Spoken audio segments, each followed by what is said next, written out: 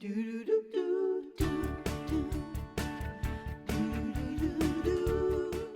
we are back, and we have found the man who can explain the science behind beef jerky. That's right. And that is our kitchen scientist, Dan Kohler. Welcome. Do people accuse you of let's not overthink this. It's just drive. Mark, my profession is to overthink things. No, I can tell. Yeah. That's all I do. So, and we like what's in your head. You do. I mean, you have so much information. Yeah. Let's go back to the origins. Okay. So beef jerky is one of those things that actually we've found in Egyptian tombs. It's been around so long. They fed the dead? Well, here's how we... You can't make a statement like that. No, I can't. We're going to walk away from it, though. Here's how jerky came to be. When we were in pre-industrialized societies, before we had refrigeration, before we even had canning techniques, which only go back about 200 years, imagine you're living in a small tribe and you hunt a whole elk, a caribou, a moose. You kill the entire animal. That's a couple thousand pounds of meat. So you're going to roast some of it for the entire group, but then you have to preserve the meat somehow. How did they know how to do it back bad. then? They didn't have technology. You know, the interesting thing about that, I think at some point we as humans already knew that drying was saving fruits and vegetables, right? Things would either dry on the vine, and we knew that it was safe to eat. So why not try it by leaving out some meat in the hot sun? That's why this sort of goes back to that.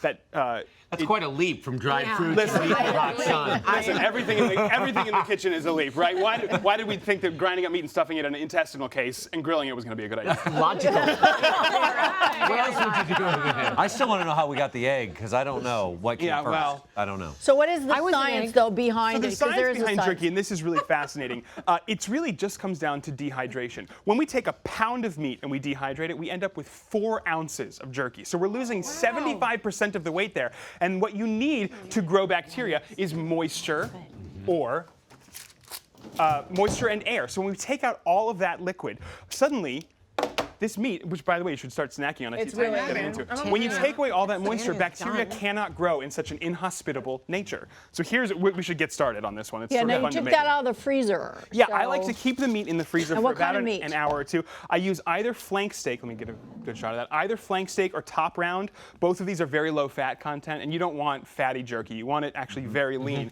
So you keep it in the freezer for about an hour or two because it's going to make cutting it into those thin slices so much easier. Oh, wow. Oh, yeah. Okay. This is great. All right, now, once you've got a number of those slices done, put them in this bowl.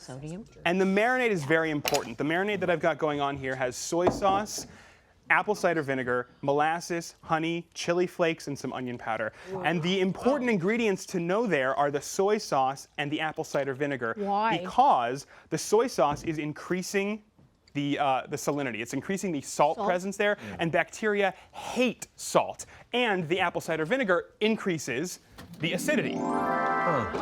So, Dan, could you use low sodium soy sauce, or would that be defeating? You know, I wouldn't suggest, you can. There's still enough sodium present there, but I wouldn't suggest it. So this is going to marinate for at least 6 hours, preferably overnight. And then when I take it out, this is the fun part. Dehydrating is really where it gets exciting here. Only for you. Well, Exactly. This is like meat toffee. It sort of is. It is sort of candied. You can't compare this to what you get in a gas station. No. Now, So true, right? I'm going to start off the dehydration process fairly manually here, and I'm just going to press some of this marinade out of it because you don't want it to be wet when it goes on the rack. This is going to speed up the drying process. Okay. So press it between some paper towels, and then just get a couple of these cooling racks. They're a couple bucks each. You should have some on hand. Cookies. Of course. Yeah. Hello. Put your meat on here, fill the whole rack up, sandwich it between another rack, Oh my gosh. and here Is that to keep it flat? this is to keep so it it flat, doesn't and we're going to keep it flat. And now I love this. this is the part. secret ingredient. Wow. Air conditioning filters. These are air conditioning filters. Are they clean? They're clean, and I use a cotton-based one. You want to make sure that it's not a fiberglass filter here. Yeah. Sandwich it between here, and the reason I'm putting it between here is because as it's drying, this is going to keep dust and particulate matter out of there. That grid is going to keep it flat, but this is going to keep all the nasties away from it. What does it do to the smell in your house? Well, it smells delicious, When but it only you put that smells back in the- delicious Oh, I see. when you use the next part of this, the box fan. Holy guacamole. So cool. So you take, Don't you have to put a big rubber band around that? yeah, we're going to take this. This is easier than using the dehydrator you have down there.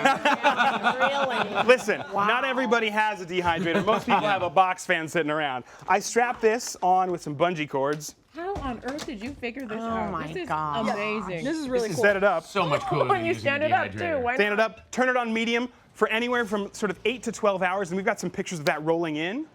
Okay. This is at 3 hours, Wow. 6 hours, and then finally at 9 hours. I would have never thought.